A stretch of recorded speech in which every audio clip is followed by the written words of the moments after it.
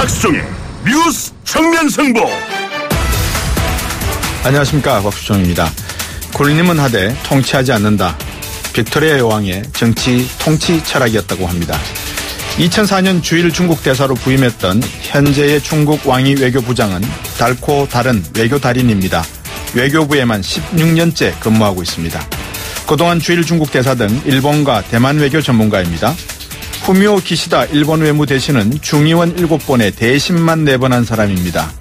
러시아 외무부 장관 세르게이 라브로프 어떻습니까? 유엔 대사 7년에 외무부 장관만 14년째입니다. 틸러슨 미 국무장관은 세계 최대 다국적 기업 엑손 회장에 11년째 근무 중에 있었습니다. 이런 사람들과 한국의 이익을 놓고 다투어야 할 자리가 외교부 장관입니다.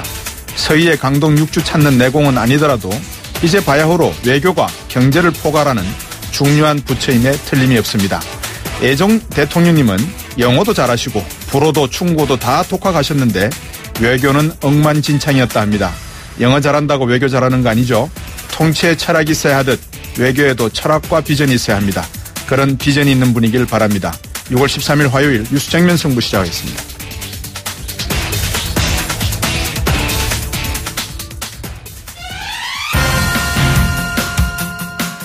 오늘 저희가 준비한 순서 말씀드리겠습니다. 많이 참여하셔서 여러분들께서도 많은 질문하시고 많은 내용 얻어가시기 바라겠습니다. 1부에서는 국회 개헌특위위원장 맡고 계시죠.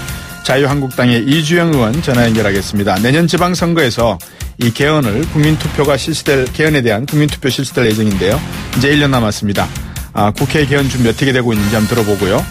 치킨 한 마리에 2만 원이랍니다. 이게 말이 됩니까? 이 치킨이 쇠고기보다 더 비싸지는 거 아닙니까? 이러다가 대한양계협회가 비싼 치킨에 대해 불매운동을 벌이겠다고 밝혔습니다. 잘합니다. 만만하면 불매운동 안 사면 되죠. 안 먹으면 되고, 그죠? 근데 먹어야 되면 어떡하죠? 2부에서 대한양계협회 이용재 회장 전화 연결해서 입장 들어보겠습니다. 문재인 대통령 추경의 국회 통과를 재차 호소하고 있는데 한 발자국도 앞으로 나가지 못하고 있습니다. 이런 가운데 김상조 공정거래 후보자는 임명이 되었고요. 야당은 협치 포기 선언이라면서 반발하고 있습니다. 3부와 4부 정치 토크 시간이죠. 경희대학교 노동일 교수, 배재대 정현종 교수와 함께 정치 이슈 토론해 보도록 하겠습니다.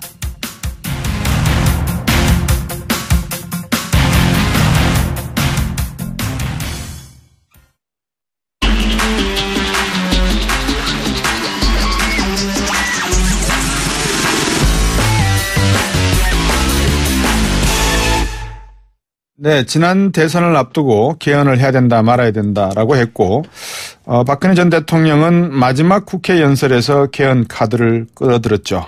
꺼내들었는데 너무 늦었죠. 이미 다 일이 터질 건 터진 상태였고 그렇거나 저랬거나 내년 지방선거에서 개헌 투표, 국민투표가 실시된다고 합니다. 이제 한 1년 정도 남았는데 어떤 상황으로 진행 중인지 자유한국당의 이주영 의원 전화 연결해서 얘기 나눠보겠습니다. 안녕하십니까? 예, 반갑습니다. 네.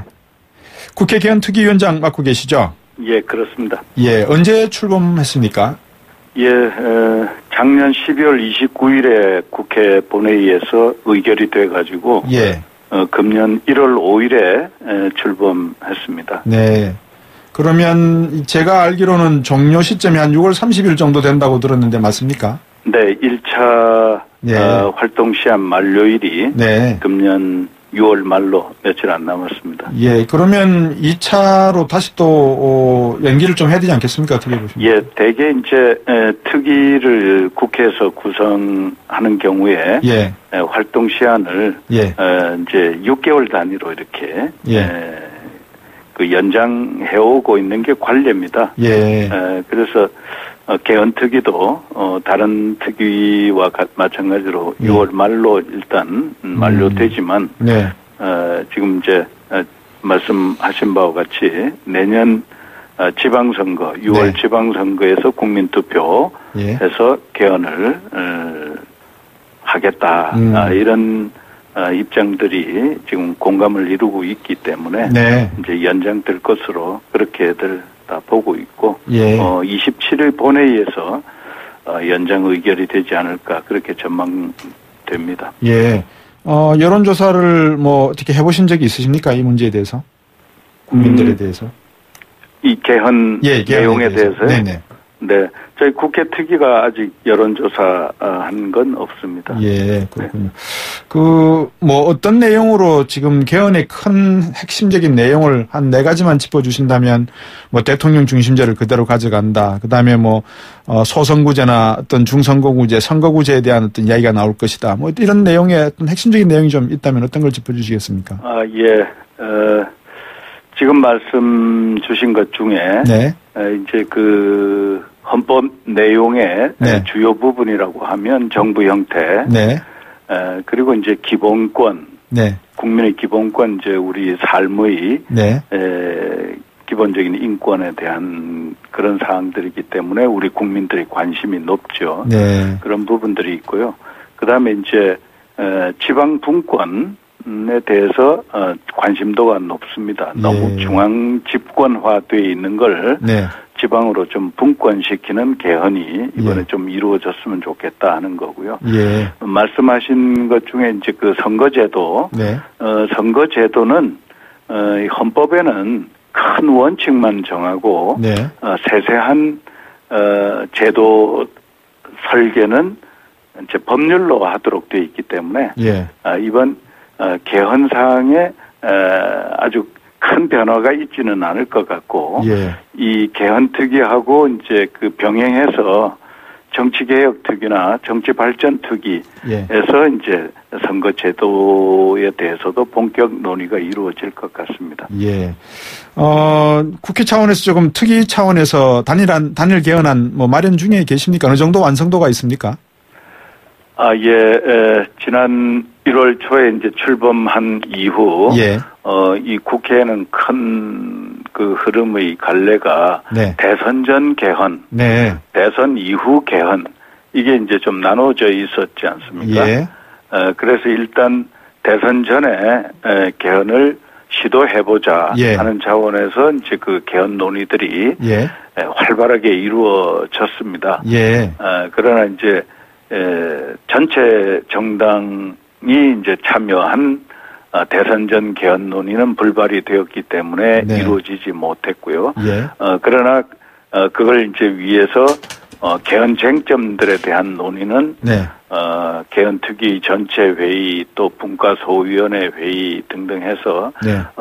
많은 논의들이 이루어져서 쟁점에 대해서는 이제 일되고 네. 여러 견해들이 이제 등장해 있죠. 예. 그리고 이제 저희 개헌 특위에 병행해서 전문가들 네. 또 우리 사회의 각계를 대표하는 시민사회 예. 단체의 어떤 대표성을 가지는 분들 예. 이렇게 해서 한 50여 분의 자문위원으로 네. 자문위원회가 구성이 예. 되어 있습니다. 예. 또 그분들도 또 열심히 개헌 쟁점들에 대해서 논의를 해왔고 그 내용들이 우리 국민들도 다 쉽게 접근해서 볼 수 있도록 자료화 되어 가지고 네. 국회 홈페이지라든지 또 속기록 등을 통해서 확인할 수 있도록 되어 있습니다. 예. 오늘 사실 이주영 의원과 전화 연결은 헌법 관련된 내용에 국한돼서 말씀을 좀 나눠야 되겠습니다. 안 그러면 제가 뭐 세월호부터 시작을 해서 뭐 고생하신 내용도 있지만 네. 자유한국당의 여러 가지 당내 문제 등등을 다 여쭤봐야 되는데 네. 예, 너무 광범위할 것같아서 개헌 문제만 국한해서 여쭤보도록 하겠습니다. 네네. 뭐 2차 연장안까지도 아마 생각하실 것 같은데 그러면은 이게 로드맵이 어느 정도 내년 한 1년 정도 남았다면 어느 정도 시점에 단일 개헌안이 나와서 국회 내에서 어떤 발의와 표결을 가져갈지 이런 로드맵은 있습니까? 예. 지난번 대선 전 개헌 할 때에는 네. 이 대선 앞에 네. 이제 국회에서 발의되거나 또 대통령이 발의하는 경우에 이제 공고를 20일 이상 예. 하도록 돼 있다든지 공고 기간이 끝나면 국회 의결은 60일 이내에 해야 된다. 예. 또 국회 의결이 되면 국민 투표는 30일 이내에 붙여야 된다. 네네. 이런 이제 그 일정들이 있습니다. 네. 그래서 내년 6월 13일이 지방선거일인데요. 예. 그때 국민투표를 붙이려면 그 소요 기간들 예. 역산해서 이렇게 보면 예. 좀 여유 있게 이 국민들 앞에 이제 그 개헌안을 내놓고 네. 또 국민 의견도 수렴하고 하면서 예. 국회 의결하고 국민투표까지 붙이려면 예. 내년 2월 말까지는 그렇네요. 합의된 개헌안이 예. 도출이 되어야 네. 되지 않겠나 이런 이제 일정들을 다 공유하고 있고요. 네네. 다만 그런 개헌 합의를 이루기 위해서는 또한 국민 참여형 개헌이 돼야 된다. 국민들이 예. 대체로 공감할 수 있는 개헌안을 도출해야 되기 때문에 네. 국민의 의견을 수렴하기 위한 여러 뭐 공청회 토론회 또 원탁 회의라든지 네. 이런 또 신문 방송 이런 언론을 통한 예. 여러 토론회 이런 걸 통해서 우리 국민들이 이 개헌하고자 하는 내용들의 어떤 장단점 뭐 등등에 대해서 좀 속속들이 이해도를 높여서 우리 국민들이 각각 참여할 수 있도록 자신들의 예. 의견을 좀 이렇게 표출할 수 있는 네. 그런 과정들이 이제 필요하지 않겠나 예. 해서 이제 6월 19일 다음 주 월요일에는 예. 저희 개헌특위 전체 회의를 열어서 예. 지금 말씀하신 그런 로드맵을 예. 대체로 이렇게 좀 정해가지고 그렇군요. 우리 국민 앞에 예. 제시하자 예. 이런 계획을 가지고 준비하고 있습니다. 예, 참고로 월간중앙에서 지난 5월 달에 발표한 내용, 그 설문조사 내용을 제가 잠시 한번 읽어드리겠습니다. 네네. 조사 기간은 2017년 5월 11일이었고요. 전국 19세, 만 19세 이상 성인 남녀 대상으로 네. 1,004명을 조사를 대상으로 해서 응답률이 3.4%인데 네. 95% 신뢰 수준에서 플러스 마이너스 3.1%포인트 이미 전화 걸기 방식과 전화 자동 응답 ARS 조사로 휴대전화 100%로 했는데 60%가 개헌을 해야 된다는 내용을 이야기하고 네. 있습니다. 그러니까 국민들도 뭐 개헌을 해야 된다는 그 필요성에 대해서는 적극 공감한다 이렇게 말씀드릴 수 있을 것 같습니다. 네네. 예, 그러면 이제 로드맵을 보여주시고 나면 여러 가지 이제 일들이 뭐 표결과 관련된 내용들이 나올 건데 중요한 쟁점들이 있지 않겠습니까? 합의가 네네. 가능한 부분, 그러니까 뭐 리스트를 한다 그러면 가장 어렵다고 생각되는 합의 부분 3가지가 있다면 무엇일까요? 예, 무엇보다도 이제 정부 형태에 대한 예. 합의. 예. 정부 형태 하면 지금까지 우리나라가 취해왔던 대통령 중심제를 예. 그대로 갖고 갈 것인지 예. 하는 점. 또 일부에서는 이런 기회에 대통령제가 너무 제왕적으로 흘러서 네. 그 피해들이 크기 때문에 내각제로 바꿨으면 좋겠다 하는 예. 그런 견해. 예. 또 요걸 좀 절충해가지고 대통령을 우리 국민들이 직선으로 뽑고 하되 예. 또 좀 분권형으로 해서 대통령에는 좀 외치에 속하는 그런 부분의 국정을 맡기고 네. 이 경제를 비롯해서 이제 이 내치에 대해서는 네. 국회에서 선출된 네. 총리를 중심으로 하는 내각에 맡기자. 요렇게 이제 좀 분권형으로 가자. 이런 의미에서 이원정부제. 네. 뭐 이런 형태들에 대해서 이제 논의가 활발하게 지금까지 이루어졌고요. 네.